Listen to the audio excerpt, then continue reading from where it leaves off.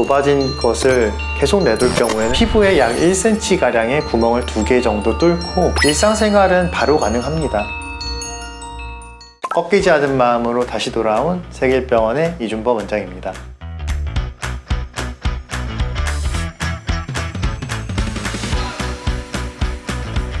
오늘은 허리도 마음도 꺾이지 않도록 척추관 협착증의 모든 것에 대해서 말씀드리도록 하겠습니다.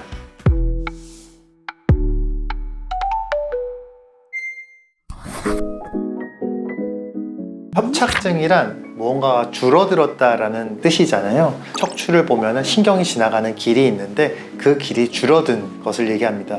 쉽게 얘기해서 도로로 얘기하면 8차선 도로 차들이 막 잘 다니는데 그게 갑자기 2차선으로 확 줄어들었다라고 하면 차들은 병목현상, 정체현상을 겪게 됩니다. 신경도 마찬가지로 넓은 공간에서는 신경의 기능이 원활하게 이루어지지만 협착증이 있어서 신경 주변이 좁아진 곳에서는 신경의 기능이 떨어지고 통증을 야기하게 됩니다. 척추관 협착증의 주요 증상은 허리 주변이 좀 불편함이 있고요. 다리로 뻗치는 그리고 다리가 무거워지는 증상이 있습니다. 또 이런 것으로 인해서 걷기가 어려워요 라고 하는 보행장애 증상이 있습니다. 예전에는 30분도 잘 걸었지만 최근에 들어서 10분 채 걷기가 어려우시다 라고 느껴지신다면 협착증 증상을 의심해 보셔야 할 것입니다. 처음에는 피곤해서 그런가? 좀 많이 걸어서 그런가? 라고 느끼시다가도 이것이 반복이 되고 또 그 증상이 점점 심해지시고 그래서 결국에 저기 앞 슈퍼까지 가기도 어려운 것 같아. 정류장까지 한 정거장 걷기가 어려운 것 같아. 이런 느낌을 들으신다면 이것은 협착증의 증상이 나타나고 있다는 것을 의미하기도 합니다. 협착증은 MRI상에서 신경관이 어느 정도 줄어들었다 해도 증상이 없는 경우도 있습니다. 하지만 최근에 나의 증상이 점점 심해지고 점점 빈도가 증가하고 있다라고 한다면 치료 단계의 협착증이다라고 생각하시면 될 것 같습니다. 협착증의 모든 치료가 수술적인 치료로 진행되는 것은 아닙니다. 먼저는 가장 기본적으로 운동치료나 재활치료를 통해서 개선되는 경우가 많이 있고요. 앞서 제가 말씀드린 것처럼 진단은 협착증이라고 받았지만 나는 증상이 없어. 한다면 그냥 자기 관리하는 차원에서 이런 운동 치료를 꾸준히 하시면 됩니다. 그리고 증상이 있는데 증상이 심하지 않거나 그 빈도가 이따금씩 있다라고 하면 굳이 협착증 치료를 적극적으로 수술적 치료를 하실 필요는 없습니다. 이런 경우에서는 약물 치료나 기타 물리 치료를 시행해 볼 수 있고요. 조금 더 증상이 많이 심하고 반복적인 거가 있다고 한다면 주사 치료나 그 외에 신경성형술 치료를 시도해 볼 수 있습니다. 그래도 증상이 지속될 경우에는 수술적 치료를 고민하게 됩니다. 그래서 환자분들 대부분의 호소하시는 증상은 나 못 걷겠어요. 이런 증상으로 내원하시는 분들이 있고요. 그럴 경우에는 MRI를 빨리 찍어 보시고 협착증의 정도를 한번 확인해 보신 다음에 전문의와 상의하셔서 수술을 진행하시는 것이 좋습니다. 왜 수술적 치료를 하냐면 2차선으로 좁아진 것을 계속 내둘 경우에는 결국에는 차량들이 서로 망가진다라고 표현을 해야 될 것 같습니다. 신경이 계속 눌리게 되면 신경 자체의 기능이 떨어지게 됩니다.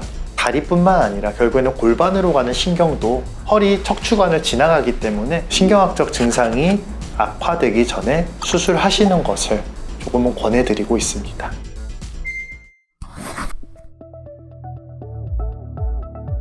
일단 기본적으로 수술이라고 하는 것이 한국인에게 조금 부담스러워 하시는 부분은 저도 공감을 많이 하고 있습니다. 예전에 허리 수술은 신경관을 넓히기 위해서 뼈를 제거를 해야 되는, 그리고 뼈를 제거함으로 해서 허리에 불안정증이 유발될 수 있는 상황에 수술을 해서 결국엔 나사못까지 받게 되는 수술을 했는데요. 최근에는 최소 침습술이라고 해서 내 몸에 갖고 있는 고유한 구조물들을 최대한 건드리지 않고 수술의 목적인 눌린 신경을 풀어주는 수술 방법들이 많이 발전을 했습니다.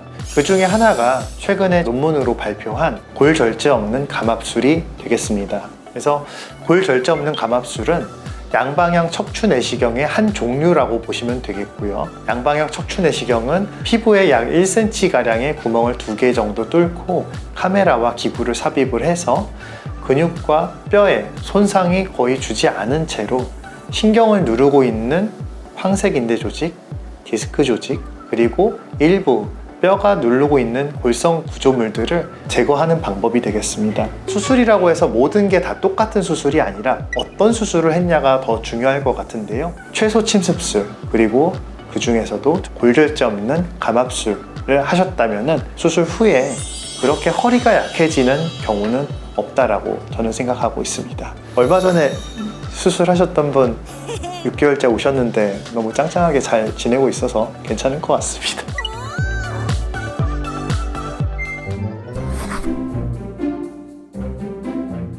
양방향 척추 내시경 수술을 하게 되면 회복 시간은 기존의 수술법 대비 상당히 빠른 회복을 하게 됩니다.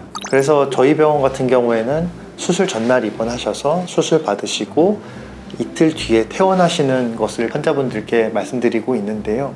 그만큼 회복이 빠른 것이 이 양방향 척추 내시경 수술의 특징이기도 합니다. 일상생활은 바로 가능합니다.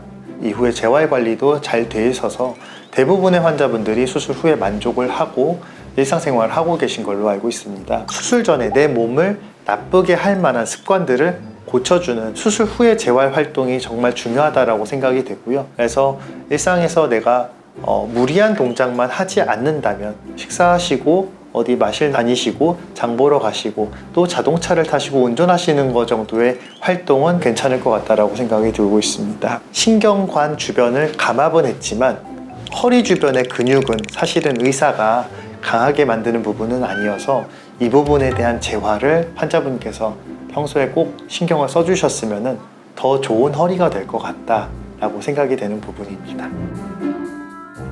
자, 오늘은 척추관 협착증에 대해서 증상과 진단 그리고 치료 이후의 관리까지 알아보았습니다. 정리하면 척추관 협착증은 무턱대고 수술하는 병은 아닙니다.